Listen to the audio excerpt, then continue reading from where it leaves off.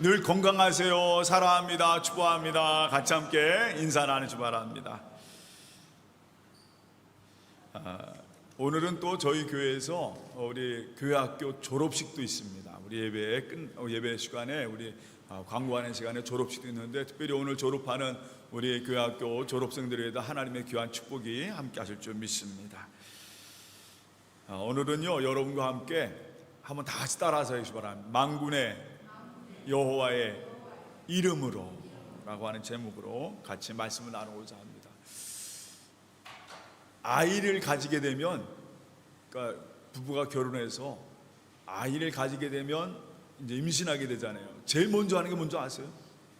부부가 제일 먼저 준비하는 것, 뭐 여러 가지 배내 쪽으로도 준비하고 여러 가지 준비하겠지만, 아이를 임신하게 되면 제일 먼저 하는 게 있어요. 그렇죠? 이름을 제가 우리 아기 이름을 어떻게 지을까? 남자이면 철수, 여자이면 뭐예요? 영희, 뭐 이렇게. 그래서 이름을 준비하는데, 사실 부모들도요, 이름을 지을 때 여러 가지 의미를 둬요. 그래서 어떻게 짓는 게 좋을까? 특히 한국 사람들 같은 경우는, 저희 같은 경우는 우리 본이 있잖아요. 본이 있다 보니까 학렬에 맞게 짓는 경우도 있고, 또 우리가 그리스도인이다 보니까 어떻게 하면 그리스도인다운, 기독교인다운 이름을 지으려고 하는. 그래 보면은 우리 어떤 친구 중에 뭐 다니엘, 이삭, 예찬, 예림 이런 이름들은 전부 다 딱 들으면은 얘는 누구구나, 그 아버지가 다 뭐예요? 그리스도인이구나, 기독교라는 걸 알 수 있는 그런 걸 볼 수가 있습니다. 사람은 누구나 다 이름을 짓는 게 모든 것의 먼저입니다. 우리가 모여도요, 어떤 회를, 우리 친구들끼리 이제 모임을 정하잖아요. 그럼 제일 먼저 하는 게 뭐예요? 모임 같은 거 만들잖아요. 뭐 친목회라든가 뭘 만들면 제일 먼저 하는 것도 뭐예요? 이름 만들잖아요. 뭐 싱글벙글, 온누리 뭐 이렇게 해서 만들. 교회도 그냥 교회가 아니에요. 교회 세우면 제일 먼저 하는 작업이 뭡니까? 교회 이름을 딱 짓는 겁니다. 그래서 교회 이름을 짓고, 또 한 가지 중요한 것은요, 교회 이름을 짓을 때 우리가 한 가지 중요한 게 있어요. 지금도 저도 아르헨티나 와가지고 제일 먼저 사람들이 그런 얘기를 해요. 야, 너 찐호 아니냐? 이런 얘기를, 핫보네스 아니냐? 뭐 이런 얘기를 합니다. 얼굴이 다 이 아시아 사람들은 다 같다 보니까 이 사람들이, 제가 처음 왔을 때만 해도 코레아노를 잘 몰랐어요. 그때는 그냥 두 가지입니까? 핫보네스 뭐예요? 찐호. 이렇게 물어본다. 너 핫보네스냐 찐호냐고 물어본단 말이에요. 그러면 저는 거기다가 딱 얘기해요. 저 소위 뭐예요? 코레아노라. 그러면 꼭 물어봐요. 코레아 수르냐? 노르테냐라고 그러면 코레아 수르라고 하면서 얘네들 그렇게 꼭 물어봐요. 근데 그 당시 처음 제가 이민 왔을 때만 해도 코레아를 잘 모르는 사람들이 꽤 있었어요. 지금은요, 코레아 그러면 이게 전부 다 이래요. 코레아 최고 좋다고 막 그럽니다. 제가 지난번에 한번 목사님들하고 이제 깔라빠떼 목회자 수양회 간 적이 있었어요. 그래서 그때 저희가 어딜 가냐면, 팬데믹 끝나고 나서 저희가 이제 우리 감리교 교육자들과 깔라빠떼를 여행을 갔는데, 그곳에 제가 처음 가본 곳이 있어요. 그게 뭐냐면, 어디냐면 유람선 여행이 있는데, 깔라판 가면은 유람선 여행이 있는데, 그 중에서 그 유람선 여행에 스페가센이라는 유명한 빙하로 가는 그런 유람선이 있습니다. 그 유람선 타고 갈 때 전에는 없었는데, 그 스페가센이 건너편에다가 이 팬데믹 기간 동안 아름다운 휴게소를 하나 만들어 놨어요. 그래, 거기 유람선 타고 가면 거기를 꼭 2시간 동안 거기서 식사도 하고 전망대에서 구경도 하는 그런 시간을 이 사람들이 그 유람선 투어에다 넣었더라고요. 근데 참 잘 만들었어요. 아주 유람선 투어하면서 그 휴게소를 유리창으로 아주 깨끗하게 만들고, 그곳에서 사진을 딱 찍을 수 있도록 만들어 놨습니다. 아주 잘 만들어 놨어요.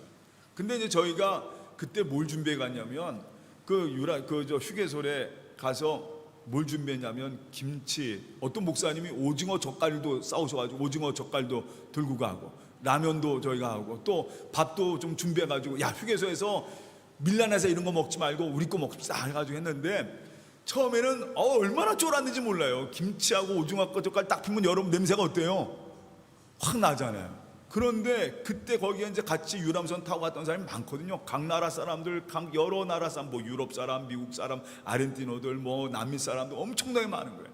근데 저희가 그걸 딱 피는 순간 이 사람들이 와가지고 이런 게 아니라 야 이거 김치 아니냐고 그러는 거예요. 그래 와가지고 달라고 그러는 거예요. 전에 같으면 그거 휴게소에 펴놨다가는 어떡합니까? 냄새 난다고 이러고 하잖아요. 와가지고 하는 말이 먹어보고 싶다고 좀 달라고 그러고 와가지고 아주 이거 김치. 그 순간 제가 야 너희들 그러면서 하는 말이 너희들 꼴에 아니냐고 그러는 거예요. 벌써 아는 거예요. 야 그때 한국이란 이름이 그렇게 자랑스럽더라고. 전에는 죄송합니다 쪽팔려가지고 그런 거 못했거든요.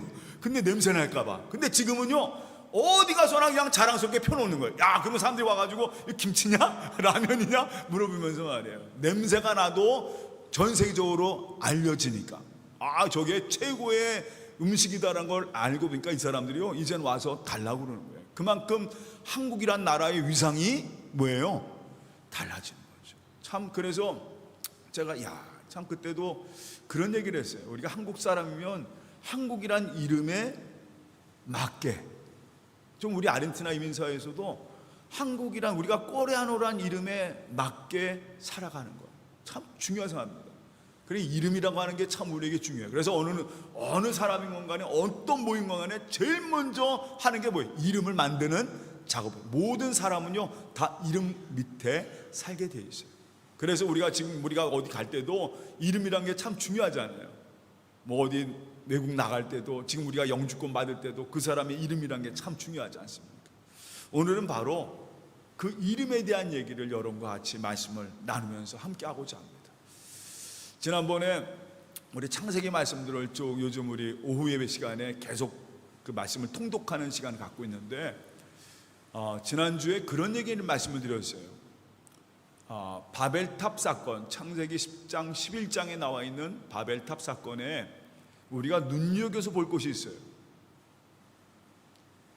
사람들이 바벨탑을 쭉 쌓습니다. 근데 그 바벨탑을 쌓는 이유가 있어요.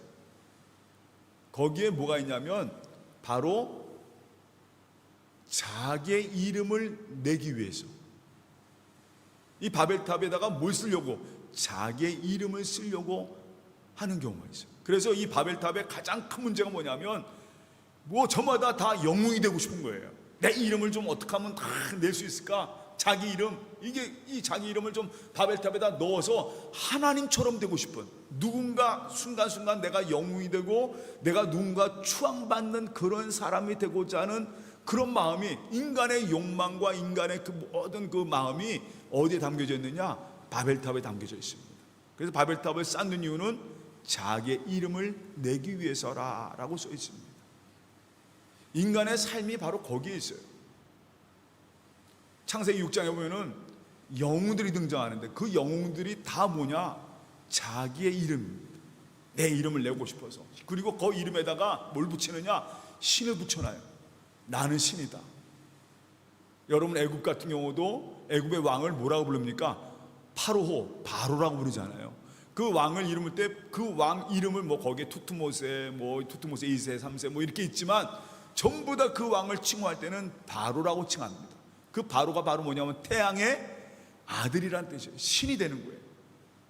하여간 모든 그 당시에 창세기에 나왔던 모든 영웅들, 모든 사람들의 중심 뭐냐? 자기 이름을 내는 겁니다. 사람들은 언제나 자기 이름을 좀 내고 싶은 거죠. 자기 이름을 좀 내고 싶은 거예요. 그런데 한 가지 우리 그리스도인들은요 다릅니다. 그리스도인들은 자기의 이름이 아니라 우리는 어떤 부름을 받았냐? 하나님의 이름을 위해서 부름받은 존재라는 것입니다. 그러니까 우리를 통해서 김영래가 전해지는 게 아니라 나를 통해서 누가 전해지는 겁니까? 하나님의 이름이 전해지는 거예요. 이게 그리스도인들입니다. 그리스도인들은 누구에게 영광 돌리는 사람이냐? 나를 통해서 하나님께 기쁨이 되는, 하나님의 영광을 위해서 하나님의 이름이 이 세상에 전해지기 위해서 살아가는 사람들이 바로 누구냐? 그리스도인들입니다. 그 그리스도인들은요 내 이름이 아니라 누구의 이름이에요? 하나님의 이름, 예수의 이름으로 살아가는 사람들이다 라는 게 바로 오늘 말씀의 결론이 바로 이거예요.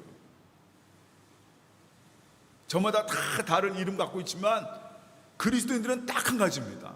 바로 그게 뭐냐면 하나님의 이름으로 살아가는 사람. 우리에게 그리고 또 한 가지는 하나님의 이름으로 살아가면서 내가 부끄럽지 않게 살아가려고 기도하고, 하나님이 나에게 주신 여러 가지 사명들이 있습니다. 김영래라는 이름을 우리에게 주셨고, 내게 아르헨티나를 보내신 그 목적도 있고, 우리 가정도 주셨고, 또 한 가지 뭡니까?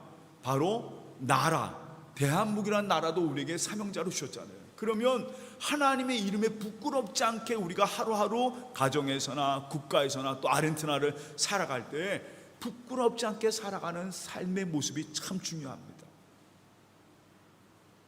그래서 우리 그리스도인들은 누구냐?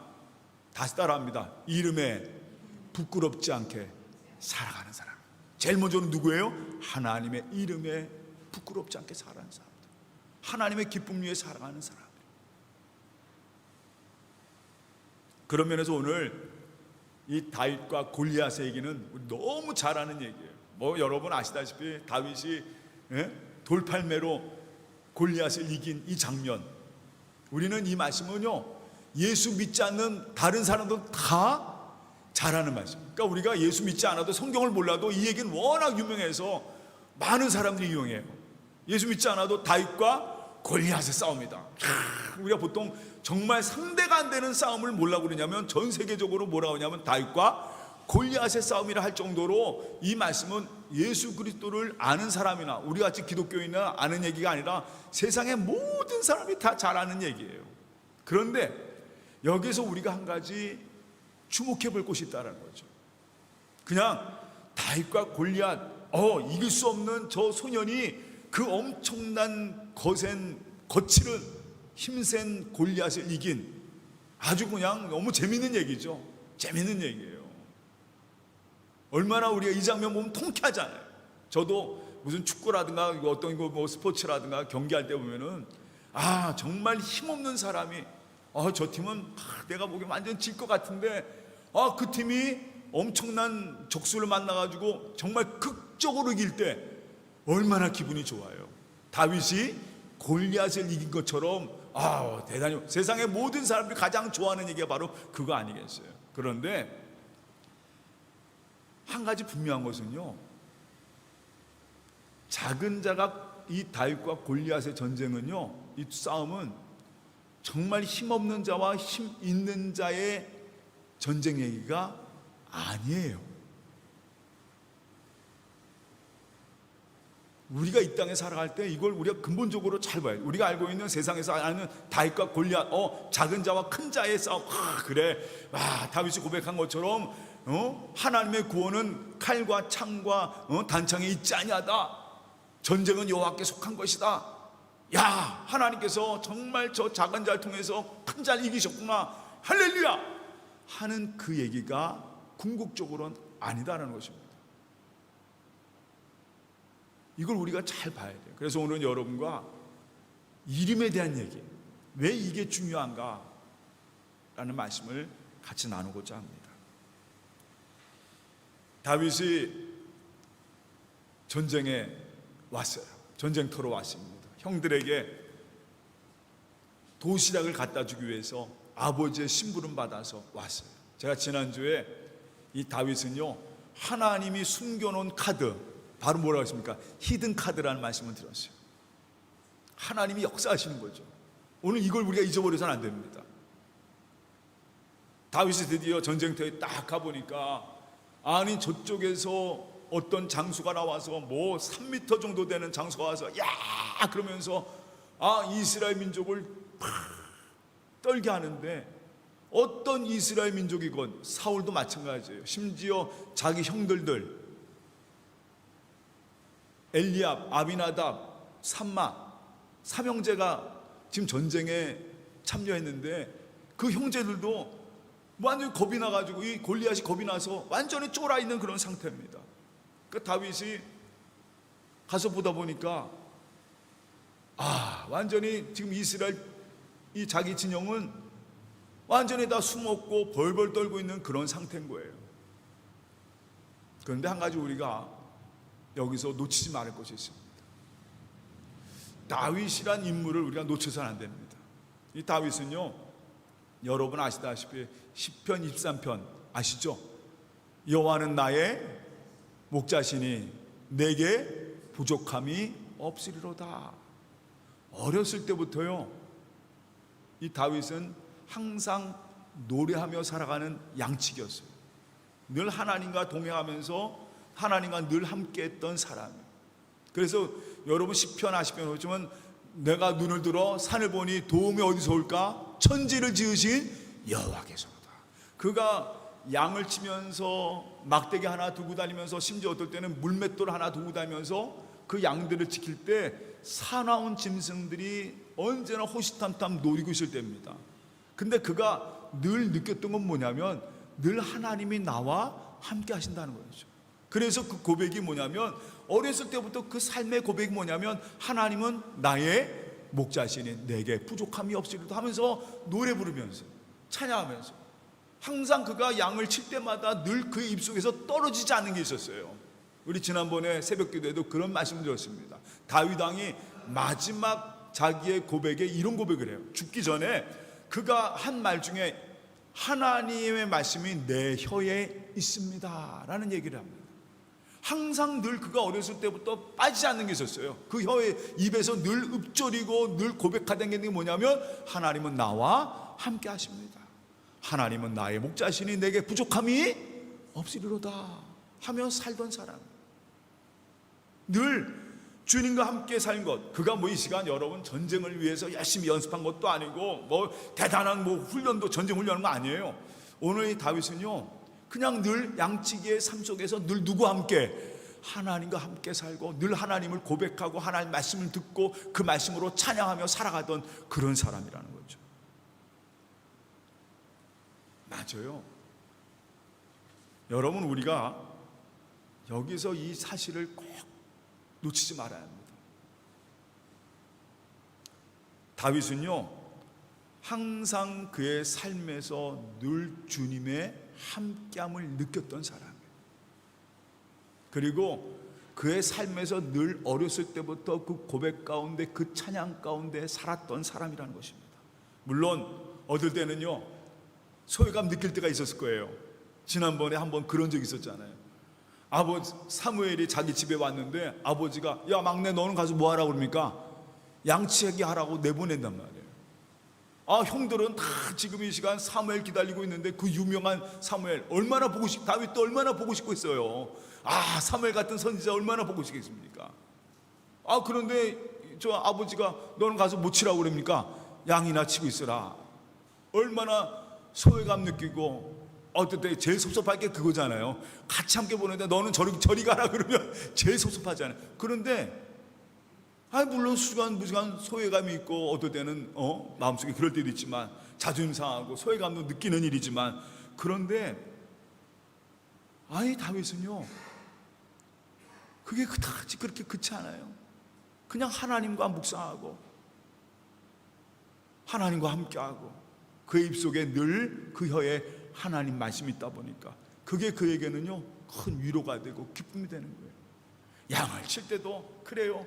하나님이 나와 함께. 어렸을 때 그때가 한 12살 정도 된 때인데 그때도 그냥 하나님 말씀으로 살아가는 거예요. 그리고 아버지의 심부름 받고 지금은 이제 한 17살 정도 됐을 때인데 아버지의 심부름 받고 그가 그 심부름 받고 가는 길에도 하나님이 늘 그와 함께 하셨던 것입니다. 바로 하나님이 다윗에 뭐였느냐? 자존감이었어요. 하나님이 이 다윗에게는요 항상 그가 살아가는 이유였고 위로였고 기쁨이었어요. 그래 하나님이 함께 하시니까 하나님이 인도하시니까 늘 주님과 살아가는 거예요. 저도 이 말씀을 준비하면서 지금 저도 이렇게 쭉 돌아오면 우리 인평교회 이렇게 쭉 돌아오고 저도 쭉 이렇게 보면서 이 생각이 나는 거예요. 나의 자존감, 나의 자부심 뭔가 하나님이죠. 이 자리에 나를 세우신 우리 하나님, 지금까지 살아온 모든 것 속에 항상 느끼는 건 뭐냐면, 그래, 하나님이 인도하셨구나, 하나님이 함께 하셨구나. 저도 이 말씀 준비하면서 그냥 그 찬송이 나오더라고요. 여호와는 내게 부족함이 여호와는 나의 목자시니 내게 부족함이 없으리로다 하는 그 찬송이 계속 나오게 되더라고요. 그런데 오늘 이 다윗이 전쟁에 와보니까 그의 귀에 뭐가 들리냐면, 하나님의 이름을 멸시하고 무시하는 골리앗의 목소리를 듣게 됩니다. 평생을 하나님 은혜 가운데, 하나님 말씀 가운데 살았던 이 다윗이 하나님의 백성인 이스라엘을 무시하는 그 골리앗의 목소리를 듣고 마음이 막 끓어오르기 시작하는 거예요. 아니, 저 사람이 무엇인데 하나님의 이름을 모욕하냐 이거죠. 하나님의 백성과 군대를 모욕하는 그 골리앗의 도발에 이 어린 초년 17살, 전쟁에도 나가지 못하는 나이의 이 소년이 막 분개하기 시작합니다. 그 이유는 다윗이 그냥 속상해서 그게 아니에요. 그 순간에 하나님의 이름을 모욕하는 그 블레셋 골리앗을 참을 수가 없는 거예요. 그런데 또 한 가지 그래서 오늘 성경 말씀에 이 살아계신 하나님의 군대를 모욕하는 그 모습 보면서 말이에요. 그 다윗이 지난주에 그런 얘기를 하잖아요. 아니, 저 이방인이, 저 할례 받지 않는 사람이 어떻게 하나님의 이름을 무시하고 있느냐 말이에요. 이 소년이 그런 마음을 가지고 나옵니다. 근데 이 다윗의 질문에 형들도 사울도 왕도 어느 누구도 대답하지 못하는 거예요. 그냥 겁이 나는 겁니다. 무서운 거예요. 심지어 사울왕은요 이런 얘기를 합니다.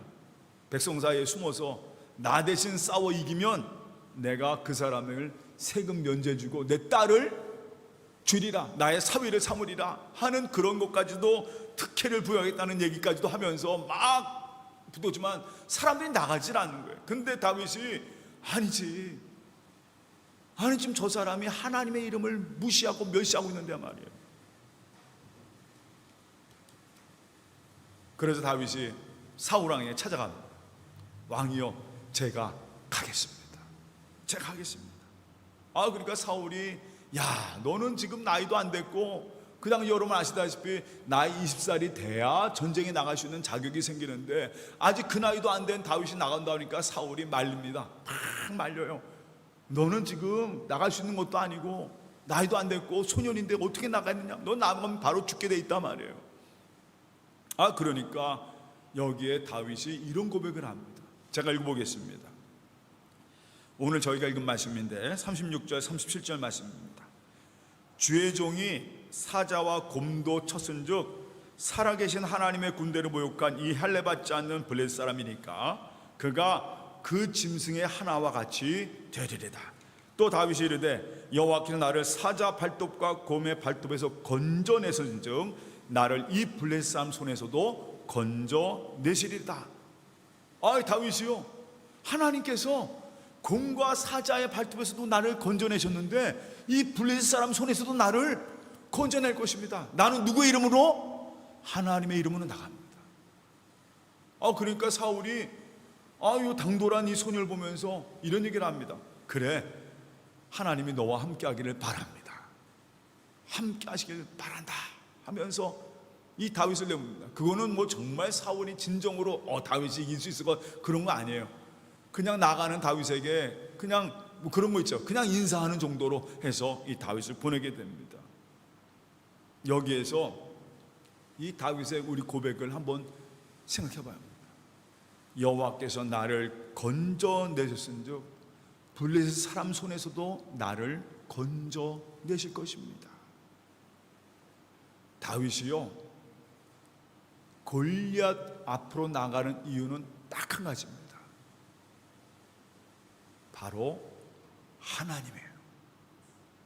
이게 가장 중요합니다.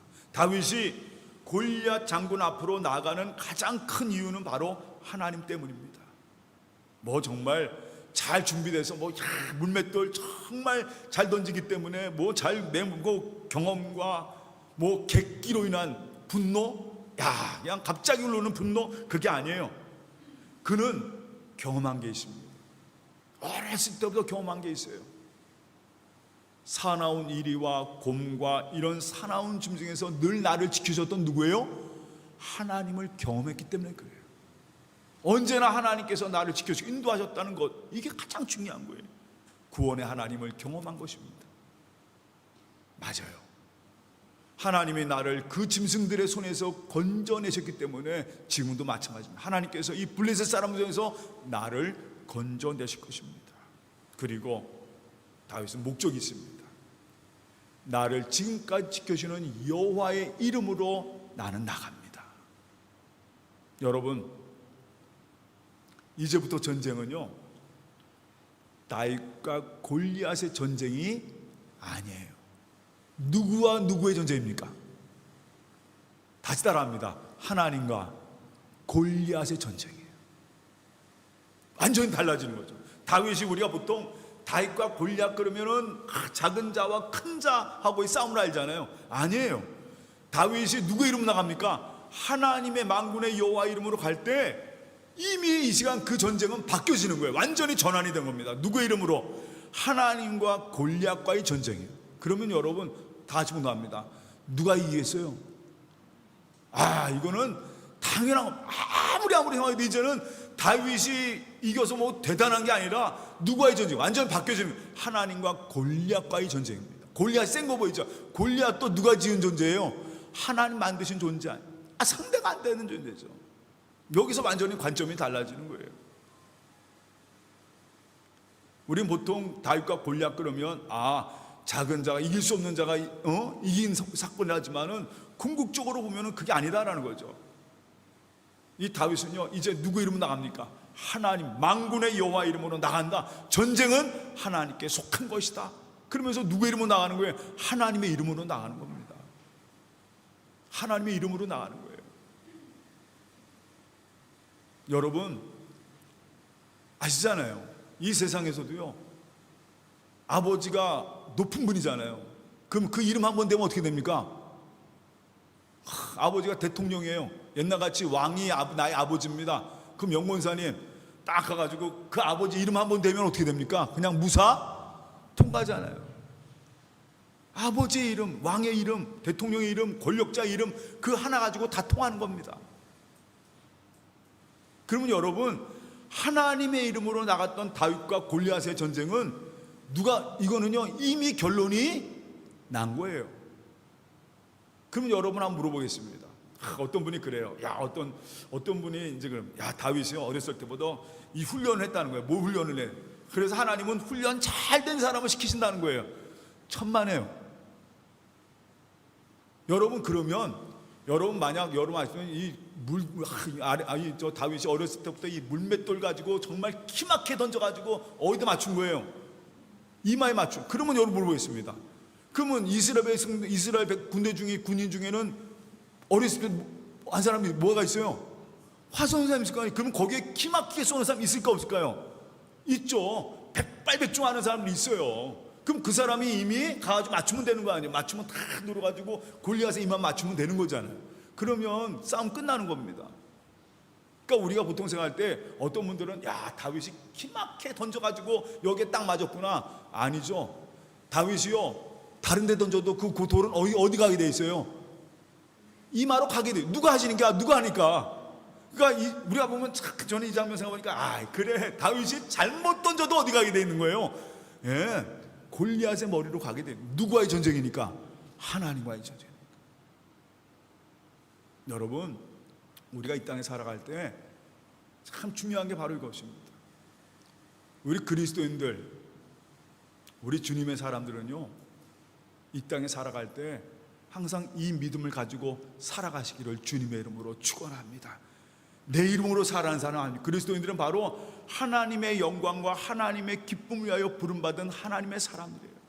그래서 그리스도인들은요 언제나 하나님의 이름을 가지고 살아가는 사람입니다. 오늘 다윗이 그 하나님의 이름을 욕보이던 거기에 또 하나님의 사람들, 하나님의 백성들, 뭐 사울왕이나 그 형이라든가 그 군대들 완전히 쫄아 있는 그런 상태. 그들에게 오늘 이 시간 이 다윗은 하나님의 이름이 과연 무엇인지를 보여주는 말씀이에요. 여러분, 우리는 하나님의 이름을 가진 하나님의 백성들입니다. 전쟁은요, 하나님께 속한 것입니다. 그리고 다윗이 빨리 달려가서 그 골리앗을 향해 물맷돌을 던졌을 때 당연하죠. 그건 빗나가지 않습니다. 왜냐하면 하나님이 하시니까. 하나님이 하시니까. 맞습니다. 저는 오늘 이 말씀을 쭉 준비하면서 온 성도들이 이번 새해 이 한 해도 하나님의 영광을 위해 살아가는 여러분의 삶이 되시기를 주님의 이름으로 축원합니다. 정말 나를 위해 십자가 다니신 예수님의 이름에 부끄럽지 않게 하루하루 하나님 말씀 안에 감동하며 그와 동행하면서 주님이 주셨던 그 사명, 가정에서나 또한 우리 나라, 하나님이 나에게 주신 여러 가지 일들이, 일터도 마찬가지로 다 사명입니다. 그곳에서요, 저는 여러분들이 하나님의 영광을 위해 하나님의 이름에 부끄럽지 않게 하루하루 믿음과 강건함으로 살아가는 여러분 되시기를 주님의 이름으로 축원합니다. 여러분, 우리는요 세상을 무서워하지 않는 자들입니다. 세상을 두려워하지 않는 자들이에요. 왜? 우리는 하나님 함께 하시는 자입니다.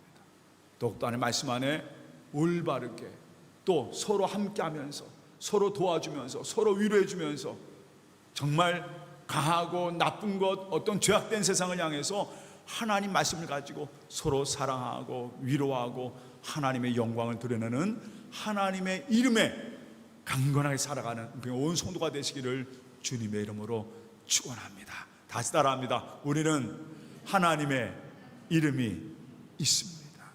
이 말씀 꼭 붙잡고 하루하루 사탄막에 눌려 지내는 것이 아니라 하루하루 하나님의 이름으로 승리하는 온 성도가 되시기를 주님의 이름으로 축원합니다.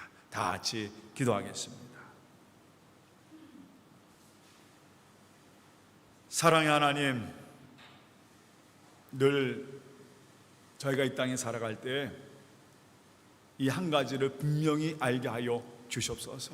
우리는 하나님의 이름 안에 있는 자들입니다.